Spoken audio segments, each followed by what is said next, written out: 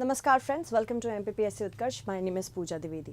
Today we are going to talk about the upholding of the Jain culture and the Jain heritage.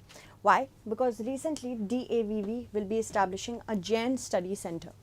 It is important that India preserves the heritage of itself, and that will be able to be done when students will know about it, when the new generation will know about it. अगर आप MPPSC और UPSC दोनों की integrated तैयारी करना चाहते हैं और आप न्यू कमर हैं और आपके पास 3 साल का वक्त है, तो आप प्लीज़ इस पर्टिकुलर प्रोग्राम को ज्वाइन करिए.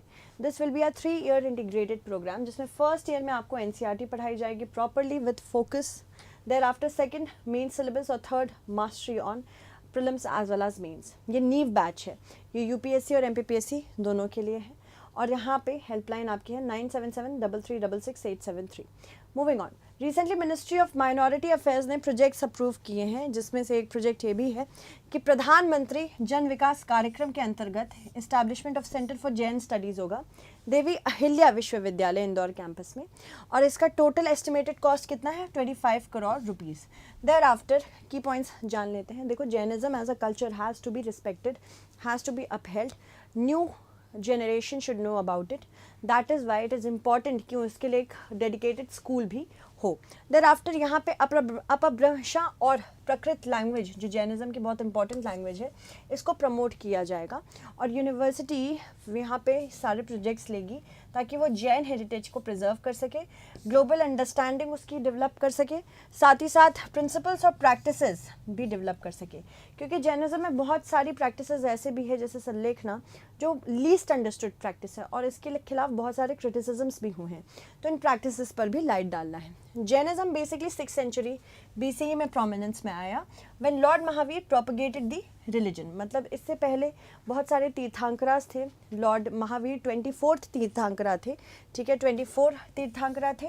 और इसकी वजह से यहाँ पे सबसे ज़्यादा मेंशन इन्हीं का होता है. इन्होंने प्रोपगेट किया. इससे पहले प्रैक्टिसेस तो बहुत सारे सेंट्स कर रहे थे, बट उसको नाम दे के प्रोपगेट करना किनका काम था? लॉर्ड महावीर का. ये 24 टीचर्स, इनको तीर्थंकरा कहा जाता है, जिन्होंने सारी नॉलेज यानी कि मोक्ष, जब वो दुनिया में थे उन्होंने तब तक सारी नॉलेज इकट्ठा कर ली. तो तीर्थंकरा का ये मतलब है. पहले तीर्थंकरा ऋषभ देव या ऋषभनाथ थे. वर्धमान महावीर ये 24 थे. इनका जन्म 540 BC में वैशाली के पास हुआ था, कुंदग्राम जिनको हम जानते हैं. चलिए, प्रधानमंत्री जन विकास कार्यक्रम के बारे में जानते हैं. ये एक सेंट्रली स्पॉन्सर्ड स्कीम है. स्पॉन्सर्ड का क्या मतलब है? यहाँ पे स्टेट्स और सेंट्रल गवर्नमेंट के बीच में डिवीजन होगा कि कितना फंडिंग आप करेंगे, कितना हम करेंगे. अगर सेंट्रल सेक्टर स्कीम होती तो यहाँ पे 100% फंडिंग कौन करती?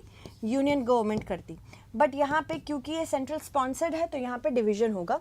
मिनिस्ट्री ऑफ माइनॉरिटी अफेयर्स के अंतर्गत ये चलती है. जैनिज्म भी माइनॉरिटी में आते हैं हमारे यहाँ. यहाँ पे इम्प्लीमेंटेशन किसके थ्रू होता है? स्टेट गवर्नमेंट्स या यूनियन टेरिटरी की गवर्नमेंट के थ्रू. स्टेट और यूनियन टेरिटरी की गवर्नमेंट जो होती है प्रोजेक्ट्स बताती है. लैंड एक्विजिशन होता है. यहाँ पे सेंट्रल गवर्नमेंट नहीं, कोई भी लैंड अक्वायर नहीं करती कंस्ट्रक्शन के लिए. इस स्कीम के अंतर्गत स्कीम का लैंड या कॉस्ट एक्विजिशन इंक्लूडेड नहीं है, ये याद रखिएगा.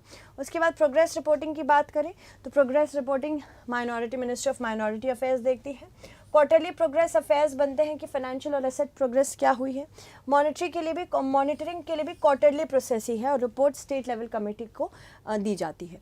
सोशियो इकोनॉमिक इंफ्रास्ट्रक्चर बढ़ाना सबसे इंपॉर्टेंट काम है इसका. जहाँ पे माइनॉरिटीज़ रह रहे हैं उनको किसी भी प्रकार की प्रॉब्लम ना हो, ये बेसिक अंडरस्टैंडिंग बनती है. कवरेज क्या क्या है यहाँ पे? इम्प्लीमेंटेशन सारे डिस्ट्रिक्ट्स में हो रहा है, यानी कि एस्पिरेशनल डिस्ट्रिक्ट्स जो कि बेटर डिस्ट्रिक्ट्स बनना चाहते हैं उनके लिए भी हो रहा है. बेनिफिशरीज कौन कौन है? ये माइनॉरिटी कम्युनिटीज़ होती है जिनको नोटिफाई किया जाता है फॉर माइनॉरिटीज़ एक्ट 1992. इसमें कौन कौन है? मुस्लिम्स हैं, सिख्स, जैन्स, पारसीज, बुद्धिस्ट,